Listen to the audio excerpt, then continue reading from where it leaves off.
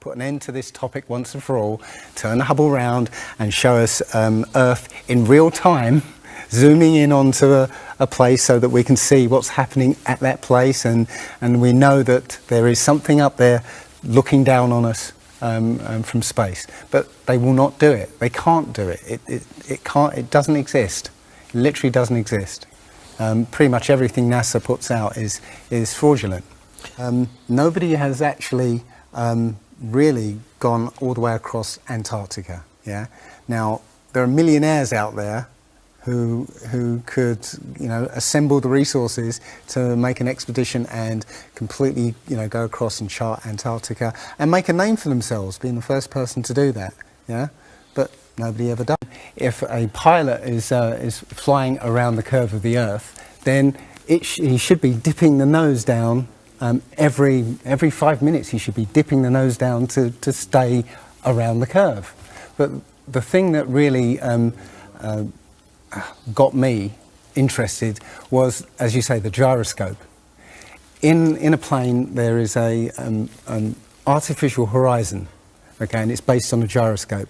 And if you spin a gyroscope on a surface, it will want to stay upright. You can twist and tilt the surface as much as you like, the gyroscope will stay upright.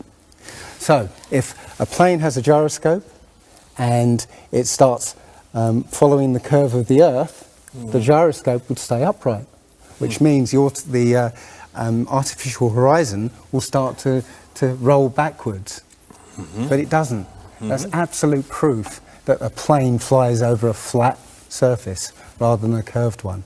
Because I asked the pilot on my last flight, do you ever notice the artificial horizon rolling backwards? He said, no, but the artificial horizon has complex electronics in it to make sure it knows where it is on the Earth and it compensates.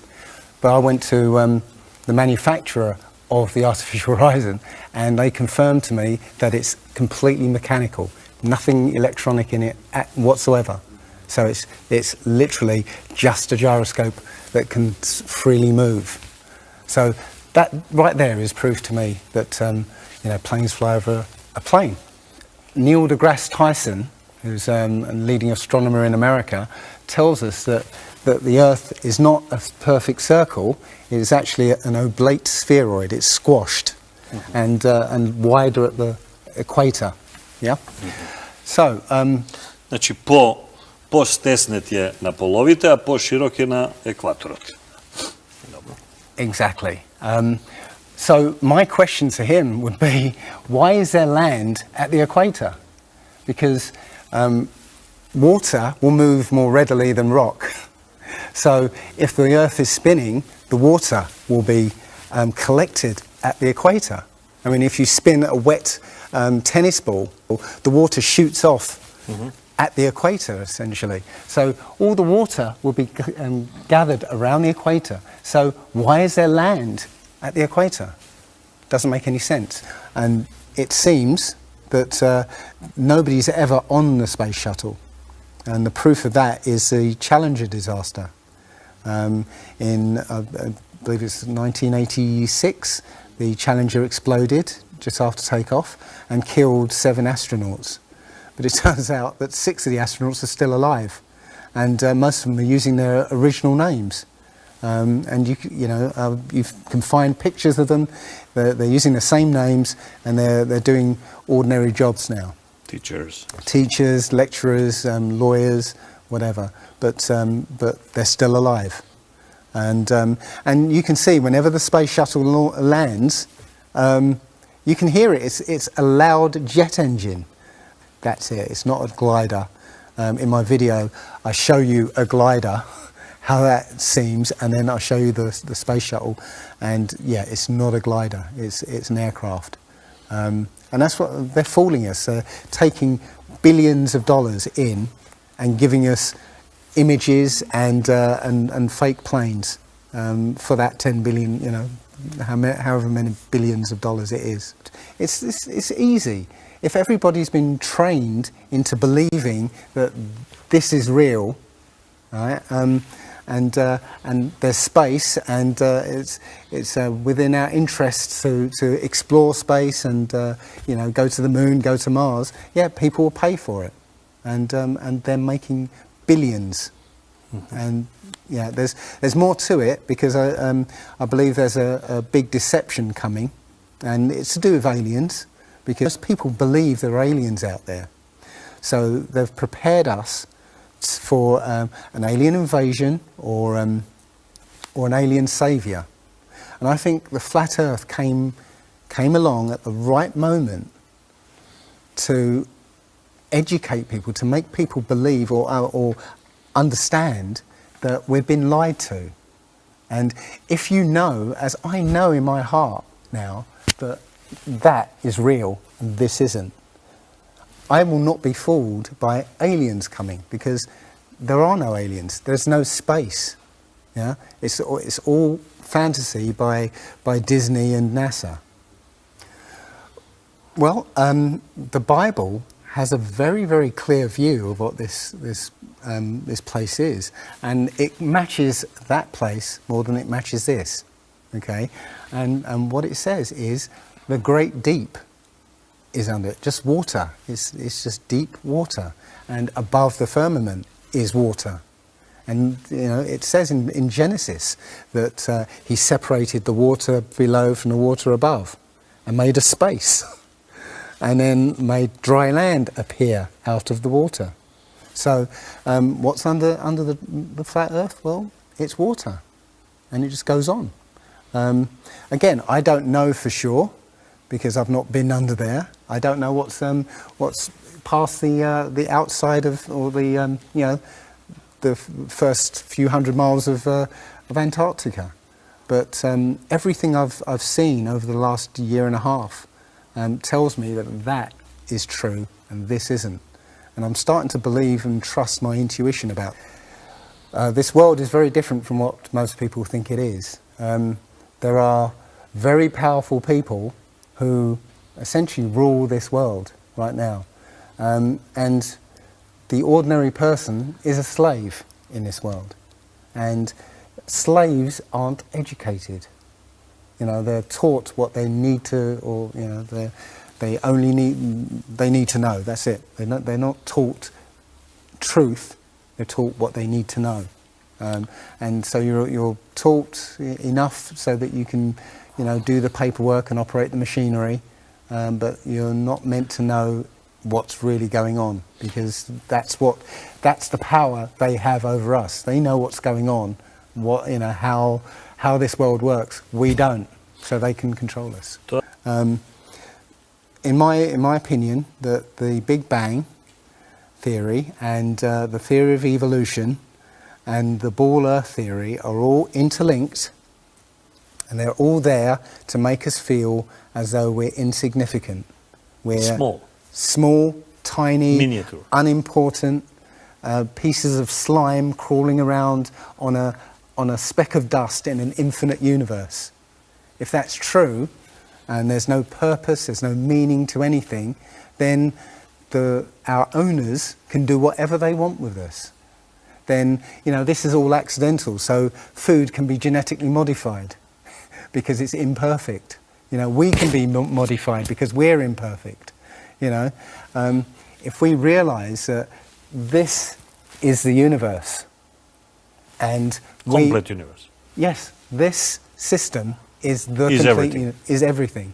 Everything that NASA has put out is CGI, is fake. Okay, people say, I think you mentioned it. If you look out into the universe, you see that the moon is round, spherical, and the planets are spherical, and so why are we flat? This is special. So why? It's like saying a basketball is round, so why isn't the court round? It's a fallacy.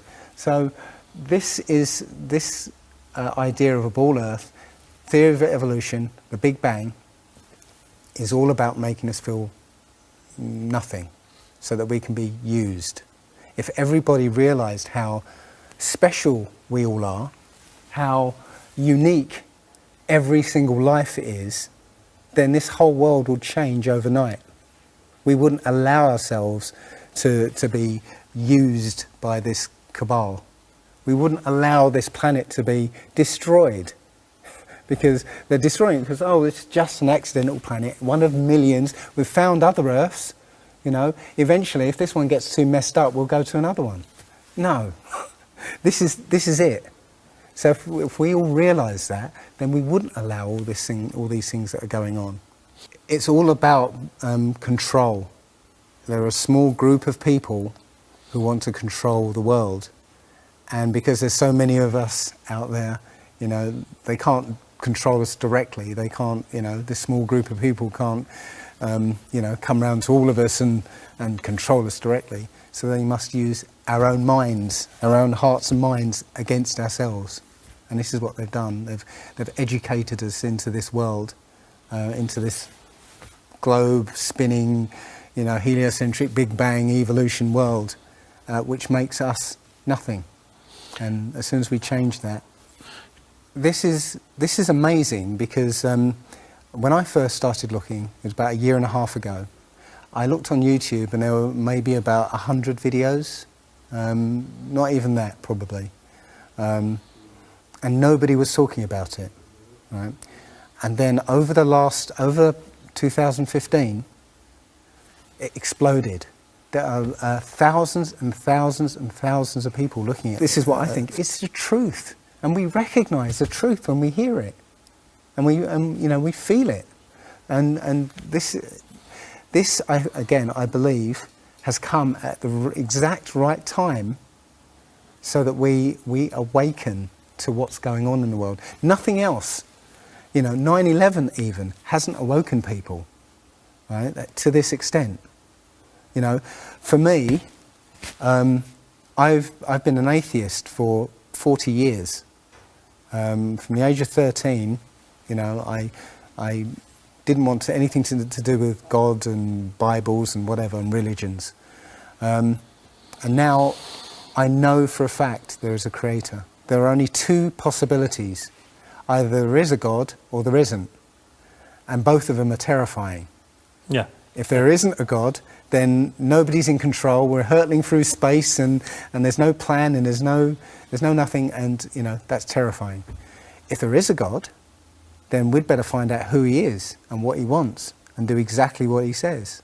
And it turns out that he gave us very specific instructions on how to live. And they're not rules as in, you know, laws that you must follow because you know, or put you in prison if you don't.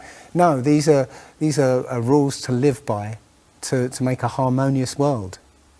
You know, don't harm anyone, don't kill anybody, don't steal from people. You know, don't covet people's items. You know, don't lie. Don't lie. I mean, these things are written in our hearts anyway. Yeah, but we're in a society that that legalizes all of the 10 Commandments. You know, the policemen and soldiers can kill. They're allowed to kill. Yeah, you know. Politicians can lie. They can lie. They're lying all the time. They're lying all the time. Police have been told that they are allowed to lie to try and get to catch somebody.